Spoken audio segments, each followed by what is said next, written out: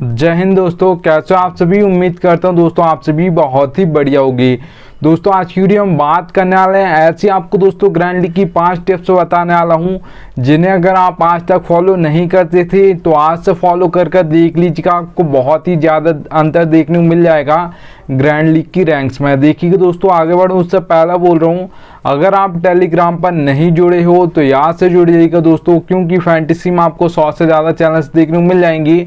सब आपको प्लस के स्टेट दिखाकर कंफ्यूज कर देंगे, इससे भी रख सकते हो उससे भी रख सकते हो। आपका भाई आपको बिल्कुल भी कंफ्यूज नहीं करेगा, इसलिए यहाँ से टेलीग्राम पर जुड़ जाइएगा। मैं लिंक दे दूंगा, वहाँ से जुड़ सकते हो, ठीक है, याद रखिएगा। चलिएगा दोस्तों स्टार्ट करता हूँ। तो यहाँ पर दोस्तों आप सबसे पहले देख पा रहोगे नंबर 1 टिप है आपके लिए प्लेयर्स फॉर्म। प्लेयर्स फॉर्म दोस्तों बहुत इंपॉर्टेंट होता है किसी भी प्लेयर के लिए, वो चाहे आपका बैट्समैन हो, ऑलराउंडर हो या बॉलर हो, ठीक है। तीनों प्लेयर्स के लिए यहाँ पर उनका फॉर्म इम्पोर्टेंट होता है। अगर देखिए दोस्तों फॉर्म अगर आप देखना चाहते हो किसी भी प्लेयर की तो लास्ट 5 मैच देख लीजिएगा, आपको पता चल जाएगा प्लेयर फॉर्म में है या नहीं है, ठीक है। याद रखिएगा कोई भी बड़ा प्लेयर है अगर उसका फॉर्म चल रहा है तो ज़्यादातर मैचेस में वो आपको परफॉर्मेंस दे देगा, और परफॉर्मेंस देगा तो आपको फैंटेसी पॉइंट मिल जाएंगे, ठीक है, भले वो ऑलराउंडर हो या बैट्समैन हो या बॉलर हो। अगर दोस्तों मैं बात करता हूँ कोई वही प्लेयर है पर उसका फॉर्म नहीं चल रहा है तो ज़्यादातर मैचेस में वही प्लेयर आपको फ्लॉप होते हुए दिखाई दे जाएगा। अगर मैं एग्जांपल की बात करता हूँ तो विराट कोहली का आईपीएल 2022 इतना अच्छा नहीं गया था, बेकार गया था, ठीक है। अगर आप आईपीएल 2023 देखोगे विराट कोहली का तो बहुत ही शानदार गया था, ठीक है। कंपैरिजन अगर आप करोगे आईपीएल 2022 और 23 की, ठीक है। 2 प्लेयर्स को और नाम बता देता हूँ, ठीक है, दिनेश कार्तिक और दीपक हुड्डा। इन दोनों प्लेयर्स का आईपीएल 2022 अच्छा गया था, और आईपीएल 2023 उठाकर देखोगे इन दोनों प्लेयर्स का तो बिल्कुल भी नहीं गया था, मतलब बहुत ही बेकार गया था, ठीक है। तो प्लेयर तो दोस्तों वही हैं, बस उनका फॉर्म चला गया तो वही प्लेयर ज़्यादातर मैचेस में फ्लॉप हो गए, और जब फॉर्म चलता है तो ज़्यादातर मैचेस में वही प्लेयर आपको परफॉर्मेंस दे देगा, इतना याद रखिएगा, ठीक है। तो सबसे पहले आपको देखना है किसी भी प्लेयर को जैसे अपनी टीम में रख रहे हो उसका फॉर्म देख लीजिएगा, इतना याद रखिएगा। चलिए दोस्तों आगे बढ़ूँ उससे पहले बोल रहा हूँ सबसे बेस्ट एप्लीकेशन दोस्तों जानना चाहते हो तो याद रखिएगा विजन 11 सबसे बेस्ट एप्लीकेशन है। यहाँ पर खेलोगे दोस्तों तो फ़ायदा क्या होगा वो बता देता हूँ। तो दोस्तों यहाँ पर मैंने लिख कर रखा है 550 का प्रॉफिट। अब ये होगा कैसे, देखिए दोस्तों हेड टू हेड कॉन्टेस्ट आपको ड्रीम 11 पर देखने को मिलेगा 5750 रुपये में, प्राइस पुल 10,000 है, ठीक है। वही कॉन्टेस्ट आपको विजन 11 पर मिलेगा 5199 रुपये में, प्राइस पुल कितना 10,000 है। तो दोनों का प्राइस पुल 10,000 है, पर ड्रीम 11 आपसे 550 रुपये ज़्यादा लेती है और विजन 11 550 रुपये कम लेती है, ठीक है। तो सेम टू सेम कॉन्टेस्ट है, बस 550 रुपये का अंतर है, याद रखिएगा। तो एक तरीके का ये आपको प्रॉफिट हो जाता है आपकी विजन 11 पर, ठीक है, खेलने से पहले ही। अब जरूरी नहीं है आपको एक ही कॉन्टेस्ट पर देखने को मिलेगा ये अंतर, आपको 100 से ज़्यादा कॉन्टेस्ट देखने को मिल जाएंगे दोस्तों। जरूरी नहीं है आपको बड़े ही कॉन्टेस्ट खेलना 5000, 10,000, 2,000 नहीं, आप 100 रुपये का खेलते हो, 50 रुपये खेलते हो, यहाँ पर खेलिएगा आपको कुछ ना कुछ पैसे बच जाएंगे, इतना याद रखिएगा, ठीक है। तो एप्लीकेशन का लिंक दे दिया, डाउनलोड कर लीजिएगा।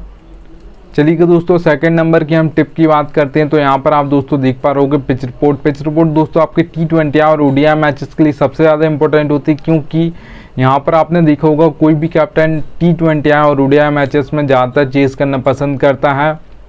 अगर आप बात करोगे दोस्तों टेस्ट मैच की तो वहाँ पर 50-50 चांस होता है, कोई भी टॉस जीत कर बैट फर्स्ट भी कर सकता है कैप्टन या बॉल फर्स्ट भी कर सकता है, ठीक है। जबकि आपके T20 और ओडीआई मैचेस में यहाँ पर मतलब आपके ज़्यादातर आपने देखा होगा 80 से 90% चांस होता है कि वो बॉल ही फर्स्ट करेगा, चेस करना पसंद करेगा।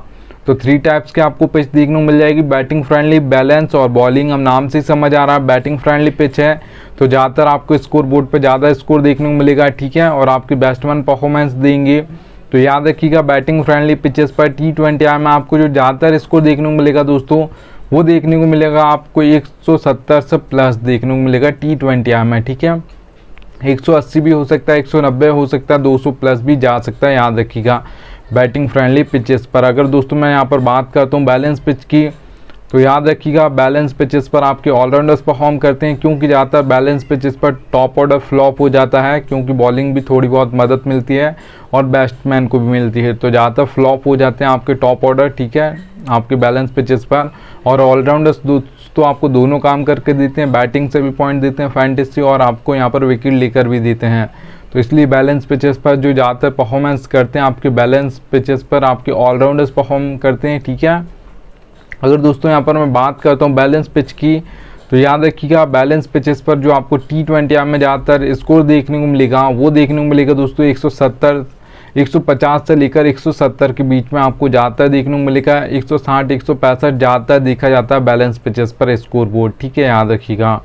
अगर दोस्तों यहाँ पर मैं बॉलिंग पिच की बात करता हूँ तो दो टाइप्स के तो हमारे बॉलर्स होते हैं, एक पेसर्स होते हैं जिसे हम फास्ट बॉलर्स बोलते हैं, और एक आपके स्पिनर्स होते हैं। सबसे ज़्यादा जो विकेट लेते हैं आपके पेसर्स लेते हैं, क्योंकि वो पावर प्ले में बॉलिंग करते हैं, वहाँ पर विकेट गिरते हैं, और सबसे ज़्यादा जो विकेट गिरते हैं दैट में गिरते हैं। वहाँ पर ज़्यादातर आपने देखा होगा 90% जो बॉलिंग करते हैं आपके पेसर्स ही करते हैं सभी टीम से।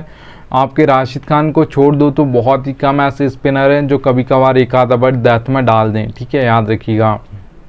तो इसलिए यहाँ पर सबसे ज़्यादा जो हैट्रिक्स भी ली जाती हैं दोस्तों वो पेसर्स लेते हैं और डेथ में ही लेते हैं, क्योंकि वहीं पर सबसे ज़्यादा विकेट गिरते हैं, वहाँ पर सेट होने का टाइम नहीं मिलता है, पहली बॉल से आपको बल्ला चलाना है, ठीक है, याद रखिएगा। तो यहाँ पर आपको जो विकेट देखने को मिलेंगे पेसर्स के पास दिखेंगे, और स्पिनर्स को मिडिल में बहुत ही कम विकेट मिलते हैं, आपको खुद ही लेना पड़ता है। वहाँ पर बल्लेबाज तो सिर्फ वहाँ पर टुक टुक करेगा, एक आध रन मारेगा, फिर एक आध चौका मार देगा, ठीक है। तो वहाँ पर पारी को संभालना होता है, हर बॉल पर घुमाना नहीं होता। तो बॉलिंग पिचेस पर जो आपको ज़्यादातर T20 में स्कोर देखने को मिलेगा वो 130 से लेकर 150 के बीच में देखने को मिलेगा। 140 145 ज़्यादातर देखा जाता है बॉलिंग पिचेस पर, ठीक है, याद रखिएगा। अगर दोस्तों यहाँ पर मैं बात करता हूँ थर्ड नंबर की टिप की, तो याद रखिएगा दोस्तों आपको एक ऑलराउंडर टीम बनानी है, ऐसा नहीं कि वन साइडेड टीम बनानी है। आपने देखा होगा दोस्तों जब फर्स्ट इनिंग ख़त्म होती किसी भी मैच की तो वहाँ पर एक टीम फर्स्ट होगी, पर जैसे ही वो सेकंड इनिंग स्टार्ट हो जाएगी दोस्तों तो वो टीम नीचे चली आएगी, क्योंकि वहाँ पर आपने देखा होगा वो वन साइडेड टीम होती है। फर्स्ट जब इनिंग ख़त्म होती है जब तो फर्स्ट रहती है, पर जैसे ही सेकेंड इनिंग स्टार्ट होती है वो टीम नीचे जाना स्टार्ट कर देती है, क्योंकि उसके पास वो प्लेयर नहीं होते हैं जो इस मैच में अभी सेकेंड इनिंग में परफॉर्म कर रहे हैं। जो बैट्समैन है वो नहीं होंगे उसके बाद, या जो विकेट ले रहा है वो नहीं होगा, ठीक है। तो आपको एक ऑलराउंडर टीम बनानी है, वन साइडेड टीम नहीं बनानी है। अब आपको ऑलराउंडर टीम में दोनों टीम से आपको रखने, ठीक है, यहाँ से भी आपको बैट्समैन रखने, दूसरी टीम से भी बैट्समैन रखने, यहाँ से भी ऑलराउंडर, वहाँ से भी ऑलराउंडर, यहाँ से भी बॉलर, वहाँ से भी बॉलर, ठीक है, दोनों टीम से आपको रखने हैं। अगर दोस्तों यहाँ पर मैं बात करता हूँ, याद रखिए दोस्तों जो भी टीम आपको लग रही है कि ये टीम आज जीतने वाली, ये मजबूत टीम है, ये जीतेगी इस मैच को, तो वहाँ पर आपको दोस्तों 6 से 7 प्लेयर रखने हैं उस टीम से, क्योंकि उसके ज़्यादातर प्लेयर्स परफॉर्म करेंगे तभी वो टीम जीतेगी। और जो टीम आपको लग रही कि ये हारने वाली है उस टीम से आपको कम प्लेयर अपनी टीम में रखने हैं, वहाँ पर आपको 4 से 5 प्लेयर अपनी टीम में रखने हैं, ठीक है, याद रखिएगा, जो टीम हारने वाली है, ठीक है। अब तो यहाँ पर आपकी ड्रीम 11 ने दोस्तों ऐसा कर दिया है कि आप एक प्लेयर रख सकते हो अपनी एक टीम से, ठीक है, और दूसरी टीम से 10 प्लेयर रख सकते हो, पर ये पहला रूल नहीं था, अभी आया है, ठीक है, याद रखिएगा, मतलब हो गए कुछ मंथ। तो चलिए दोस्तों फोर्थ नंबर की हम टिप की बात करते हैं। तो दोस्तों देखिएगा कैप्टन और वाइस कैप्टन दोस्तों आपको यहाँ पर बहुत इंपॉर्टेंट होता है, वो सही सिलेक्ट करने हैं, क्योंकि आपका एक प्लेयर फ्लॉप हो जाता है या 2 प्लेयर भी फ्लॉप हो जाते हैं जो आपको लग रहा है कि बहुत कम फैंटेसी पॉइंट देकर गए हैं, ये ड्रीम टीम में नहीं आएंगे, तो भी आपकी grand league mega grand league में फर्स्ट रैंक आ जाएगी। पर अगर आपके कैप्टन और वाइस कैप्टन गलत हो गए तो फिर आपकी ग्रैंड लीग और मेगा ग्रैंड लीग में फर्स्ट आने का चांस बिल्कुल भी नहीं है, इतना याद रखिएगा, ठीक है। अब आप कैसे बना पाओगे कैप्टन और वाइस कैप्टन वो बता देता हूँ। तो देखिए दोस्तों हम सभी जब भी टीम बनाते हैं तो उस टाइम पे हमको लगता है कि आज कैप्टन और वाइस कैप्टन हमको 22 प्लेयर्स देखने को मिलते हैं, तो उसमें लगता है कि आज ये बनने वाला है, ठीक है, याद रखिएगा, मतलब ये बनने वाला, आप उसे बनाते नहीं हो क्योंकि दूसरों को देखते हो आप कि इसको बना रहे तो मैं भी उसे ही बना देता हूँ। आपको ये गलती बिल्कुल भी नहीं करनी है। याद रखिएगा दोस्तों 22 प्लेयर्स मिलते हैं हमको कैप्टन और वाइस कैप्टन के लिए, 11 एक टीम से 11 दूसरी टीम से, तो 22 प्लेयर हो गए। इम्पैक्ट प्लेयर की मैं बात नहीं कर रहा हूँ आईपीएल की। तो यहाँ पर 22 प्लेयर्स में से आपको कैप्टन और वाइस कैप्टन सेलेक्ट करना है। तो सबसे पहले याद रखिएगा 6 प्लेयर आपको दोनों टीम से ऐसे सिलेक्ट कर लेने हैं जो आपको लग रहा है आज के मैच में कैप्टन और वाइस कैप्टन इनमें से ही कोई बनेगा। आपको लगता है, हर किसी को लगता है कि इनमें से ही कोई बनेगा। आज आपको 22 प्लेयर्स जो होते हैं सारे के सारे प्लेयर्स परफॉर्म नहीं करते हैं, बहुत मुश्किल से 5 मतलब 10 प्लेयर ही ज़्यादातर पूरे मैच में परफॉर्म करेंगे, याद रखिएगा, ठीक है। 5-6 एक टीम से करेंगे, 5-6 दूसरी टीम से करेंगे। तो आपको ऐसे 6 प्लेयर निकाल लेने हैं जो आपको लग रहा है आज के दिन मतलब ये कैप्टन और वाइस कैप्टन बनेंगे। उसका देखिएगा दोस्तों अगर आपने किसी बैट्समैन को बनाने का सोच रहे हो या 6 प्लेयर निकाले, उसमें कोई बैट्समैन है तो याद रखिएगा 1 2 3 इन नंबर का बैटिंग ऑर्डर है। किसी का फॉर्म अच्छा चल रहा है तो उसे आप कैप्टन और वाइस कैप्टन बना सकते हो। बहुत ही ज़्यादा चांस होता है कि अगर वो सेट हो गया तो एंड तक खेलेगा, और एंड तक खेलेगा तो बहुत कम चांस होता है उससे ज़्यादा फैंटेसी पॉइंट आपको कोई और दे दे या रन्स मार कर दे दे कि उससे आगे निकल जाए या विकेट लेकर दे, बहुत कम चांस होता है। ठीक है, तो ज़्यादातर फिर कैप्टन और वाइस कैप्टन वही बनेगा जो एंड तक खेलेगा। तो याद रखिएगा 1 2 3 इन नंबर्स के ही बैट्समैन ज़्यादातर परफॉर्मेंस करते हैं, क्योंकि इनके पास ज़्यादा बॉल होती हैं सेट होने के लिए।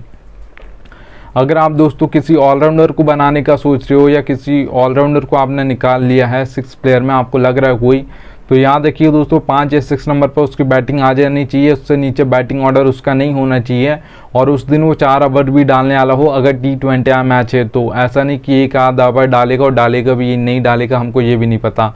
तो फिर ऐसे ऑलराउंडर को आप कैप्टन मत या वाइस कैप्टन मत बनाइएगा, क्योंकि वो आपको अगर बैटिंग से पॉइंट दे देगा तो बॉलिंग से नहीं देगा, और बॉलिंग से अगर दे देगा तो बैटिंग से नहीं देगा। ठीक है, इतना याद रखिएगा। तो आपको ऐसा करना है दोनों उसके चांस हों कि आ जाएंगे तो ही आप उसे कैप्टन और वाइस कैप्टन कीजिएगा, फिर ही बहुत ज़्यादा चांस होगा कि वो ऑलराउंडर कैप्टन या वाइस कैप्टन बन सकता है। ठीक है, इतना याद रखिएगा। अगर दोस्तों किसी बॉलर को निकाल लिया आपने 6 प्लेयर में, कोई बॉलर है तो याद रखिएगा दैट में 2 ओवर पक्का डालता हो और पावर प्ले में बॉलिंग करता हो और फॉर्म अच्छा चल रहा हो, तो उससे आप कैप्टन और वाइस कैप्टन कर सकते हो। बहुत ही बेस्ट चॉइस रहेगा आपके कैप्टन और वाइस कैप्टन के लिए। तो जो दैट ओवर में 2 ओवर डालता हो दोस्तों, अब अगर आप बात करते हो पावर प्ले में अगर नहीं भी करता है, मिडिल ओवर में और दैट में करता है तो भी चलेगा, पर आपके दैट में 2 ओवर करता हो। अगर T20 मैच है, अगर यहाँ पर आप ODI मैच की याद करोगे दैट में, तो फिर वहाँ पर 3 से 4 ओवर पक्का दैट में करता हो तो उसे आप कैप्टन और वाइस कैप्टन कर सकते हो। बहुत ही बेस्ट चॉइस रहेगी, क्योंकि यहाँ पर सबसे ज़्यादा विकेट गिरते हैं, एक ओवर में 2-2 3-3 विकेट गिर जाते हैं दैट ओवर्स में, तो इतना याद रखिएगा। अगर दोस्तों यहाँ पर मैं बात करता हूँ 6 नंबर टिप की, तो यहाँ पर ये बोनस टिप है, रियलिटी है फैंटेसी की, पर कोई बताएगा नहीं, इतना याद रखिएगा। ठीक है, नीड लक लिखा है दोस्तों, ज़रूरत पड़ेगी आपको लक की। कोई भी कॉन्टेस्ट खेलते हो, head to head, small league, grand league, mega grand league, तो लक की ज़रूरत पड़ती है, इतना याद रखिएगा। हेड टू हेड कॉन्टेस्ट खेलते हो जिसमें दोस्तों 2 ही मेंबर होते हैं, एक मैं हूँगा एक आप होगी, या तो मैं जीतूंगा या आप जीतोगे। ठीक है, तो 2 मेंबर्स कॉन्टेस्ट जिसे हेड टू हेड आप बोलते हो, उसमें याद रखिएगा 10% लक चलता है, 90% आपकी नॉलेज चलती है। अगर आपको अच्छी खासी फैंटेसी की नॉलेज है तो फिर हेड टू हेड कॉन्टेस्ट आप इजीली जीत सकते हो, इतना याद रखिएगा। ठीक है, अगर आप दोस्तों यहाँ पर स्मॉल लीग कॉन्टेस्ट की बात करते हो तो वहाँ पे आप देखिएगा मेंबर्स बढ़ गए हैं, 3 से 4 मेंबर कॉन्टेस्ट को आप स्मॉल लीग बोलते हो, तो वहाँ पर मेंबर्स बढ़ गए हैं, तो लक परसेंटेज आपका 10 से 20% हो जाएगा। और यहाँ पर आपको जो लक के बाद जो नॉलेज चलेगी 80% आपकी नॉलेज चलेगी स्मॉल लीग कॉन्टेस्ट में। वहाँ पर 1 से 2 ही मेंबर्स बढ़ रहे हैं, इसलिए लक परसेंटेज 20% और 80% आपकी नॉलेज चलेगी स्मॉल लीग कॉन्टेस्ट में। अगर आपको अच्छी खासी नॉलेज है फैंटेसी की तो स्मॉल लीग भी आप जीत सकते हो। अगर आप दोस्तों यहाँ पर बात करते हो grand league, mega grand league की, तो 50-50 चांस होता है दोस्तों। आप अगर आप ये सोचते हो कि 100% लक चलता है मेगा ग्रैंड लीग में, तो ऐसा नहीं होता है, क्योंकि आपने ज़्यादातर देखा होगा दोस्तों जो फर्स्ट टीम आती हैं 1 2 3 4 5 6 इन नंबर्स की टीम ज़्यादातर फर्स्ट आती हैं, क्योंकि वहाँ पर सोच समझ कर टीम बनाई जाती है। बहुत ही कम ऐसे मैचेस होते हैं जहाँ पर आपको देखने को मिलेगा 15 16 17 18 19 नंबर या 20 नंबर की टीम फर्स्ट आ जाए, तो बहुत ही कम वो ऐसा होता है। ज़्यादातर आपने देखा होगा वो 1 से लेकर 5 से 6 टीम ऐसी होती हैं जो फर्स्ट आती हैं ज़्यादातर मैचेस में। तो इसलिए आपको सोच समझ कर बनानी, ज़्यादा टीम भी नहीं बनानी, आपको 5 से 6 टीम बनानी ग्रैंड लीग और मेगा ग्रैंड लीग में। ये लक की ज़रूरत पड़ती है दोस्तों। जिस दिन आप अपना बेस्ट दोगे, जिस दिन आपका लक भी बेस्ट देगा, उसी दिन आपकी ग्रैंड लीग में फर्स्ट रैंक आएगी, नहीं तो नहीं आएगी, इतना याद रखिएगा। ये रियलिटी है, पर फैंटेसी में कोई बताता नहीं है।